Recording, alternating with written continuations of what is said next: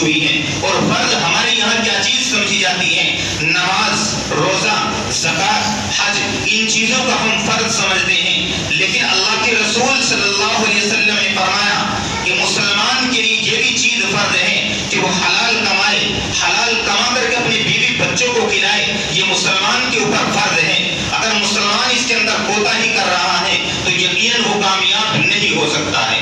اور جو انسان حلال طریقے سے کماتا ہے، آقا نامدار محمد نبی صلی اللہ علیہ وسلم نے اس کے بارے میں یہاں تک فرما دیا کہ وہ اللہ کا دوست ہے، وہ اللہ کا محبوب ہے۔ آپ علیہ الصلوۃ والسلام خود فرماتے ہیں جو انسان اپنے گھٹوں سے کما رہا ہے، مزدوری کر کے لا رہا ہے اور اپنی بیوی بچوں کو پال رہا ہے، تو وہ قیامت کے دن اللہ تبارک و تعالیٰ کسی کی سفارش کی ضرورت نہیں پڑے گی، بغیر سفارش کو جنت کے اندر داخلہ دے دیا جائے گا۔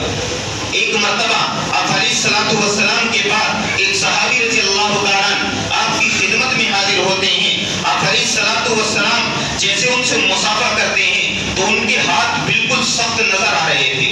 آپ علیہ الصلوۃ والسلام کو ان کے ہاتھوں کی سختی محسوس ہوئی اور ان کے ہاتھوں میں چھالے پڑے ہوئے تھے۔ آپ علیہ الصلوۃ والسلام نے معلوم کیا کہ تمہارے ہاتھوں کے اندر یہ چھالے کس وجہ سے پڑے ہوئے ہیں؟ تو ان صحابی نے عرض کیا کہ یا رسول اللہ، میں نال کا کام کرتا ہوں، گھوڑے وغیرہ کے کھر چڑھاتا ہوں، یعنی ان کے کرنال اور نال چڑھاتا ہوں، بس میرا یہ کام ہے، یہ کام کر کے اپنے بیوی بچوں کا پیٹ پالتا ہوں، بس اتنی سی مزدوری میں کرتا ہوں یا رسول اللہ۔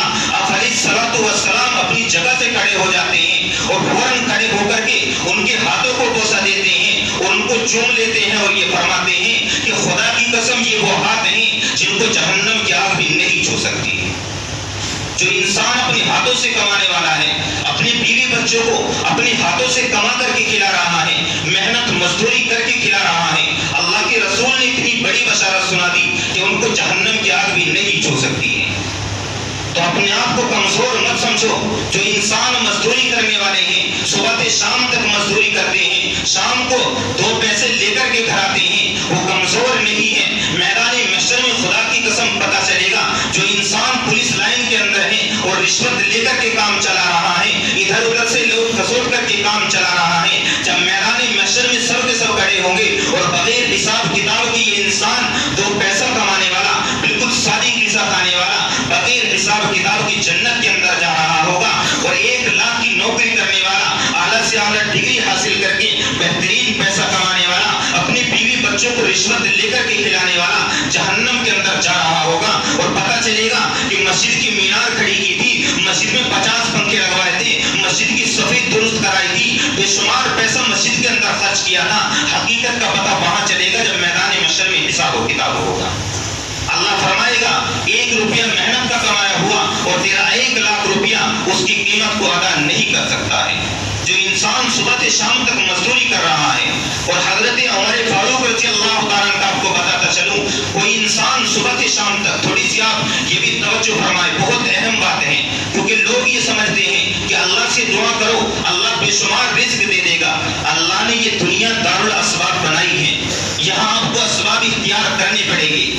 امیر المومنین حضرت عمر فاروق رضی اللہ تعالیٰ فرماتے ہیں اگر کوئی انسان صبح مسجد سے اٹھے اور آ کر کے مسجد میں نماز ادا کرے اور جا کر کے پھر سو جائے اور بس رات دن دعا کرتا رہے، رات دن اللہ سے دعا کرتا رہے کہ یا اللہ میرے لیے چاروں طرف سے رزق کے دروازے کھول دے، چاروں طرف سے میرے اوپر رزق کی بارش کر دے، اللہ فرماتا ہے کہ ایسے رزق کی بارش نہیں ہوگی۔ اور امیر المومنین حضرت عمر فاروق رضی اللہ تعالیٰ خود فرماتے ہیں کہ ہاں جو انسان رات دن دعا کر رہا ہے اور وہ یہ سمجھ رہا ہے کہ رزق کے دروازے نہیں کھل رہے ہیں، تو اس کو کان کھول کر کے سن لینا چاہیے کہ آسمان سے سونا چاندی نہیں برسا کرتا، آسمان سے سونا چاندی نہیں برسے گا۔ لیس للانسان الا ما سعی، یہ دنیا ہے، جتنی کوشش کرے گا اتنا تجھ کو دیا جائے گا، اگر تو کوشش نہیں کرے گا اللہ کو دینے کی کوئی ضرورت نہیں ہے۔ تقدیر کا مطلب یہ نہیں ہے کہ جو چیز آپ کے لیے مقدر کے رکھ دی گئی ہے کہ وہ چیز بغیر محنت کے آپ کے پاس پہنچ جائے گی،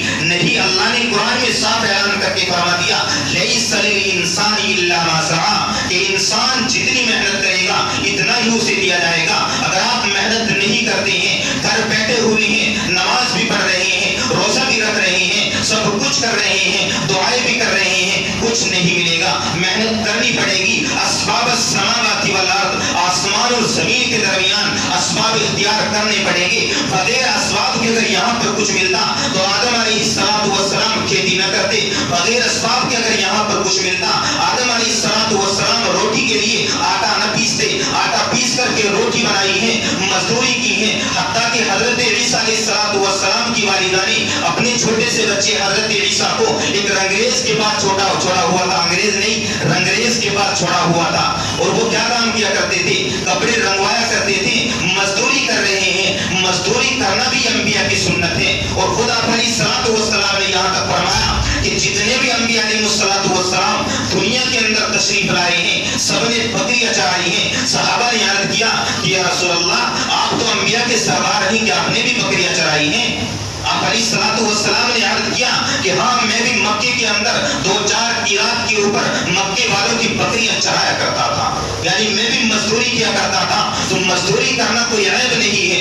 انبیاء علیہ السلام نے مزدوری کی ہے, لیکن شرط یہ ہے کہ رزق حلال ہونا چاہیے, حرام نہیں ہونا چاہیے. اگر آپ کے پاس رزق حلال آ رہا ہے چاہے مزدوری کر کے آ رہا ہو, خدا کی قسم میدان محشر میں کامیاب و کامران کھڑے ہو جاؤ گے. آج ہمارے پاس سب کچھ موجود ہے. انسان چاروں طرف سے دولت اکٹھی کر رہا ہے, مال و دولت کمانے کے پیچھے لگا ہوا ہے, رات دن محنتیں کر رہا ہے اس دنیا کے اوپر, لیکن نہ مسلمان کو حلال کا پتہ ہے نہ حرام کا پتہ ہے. آج خدا کی قسم اگر آپ کے اخلاق سے اسلام کی اشاعت نہیں ہو سکتی ہے تو کم سے کم بازار کے اندر جا کر کے اسلام کو بدنام تو مت کرو. آج مسلمانوں کا حال دیکھو, ٹھیلی لگا رہا ہے, ٹماٹر بیچ رہا ہے, سب کچھ کر رہا ہے, بہت اچھا کام ہے, اعلیٰ درجے کا کام ہے, لیکن وہاں کھڑا ہو کر بھی خیانت کر رہا ہے. خدا کی قسم یہ تمام واقعات آپ نے بھی دیکھے ہوں گے. آپ کسی ٹھیلے والے سے امرود لیں یا اسی طریقے سے کیلے وغیرہ لے کر کے دیکھیں. میرے ساتھ تو کئی مرتبہ ایسا واقعہ ہو چکا ہے.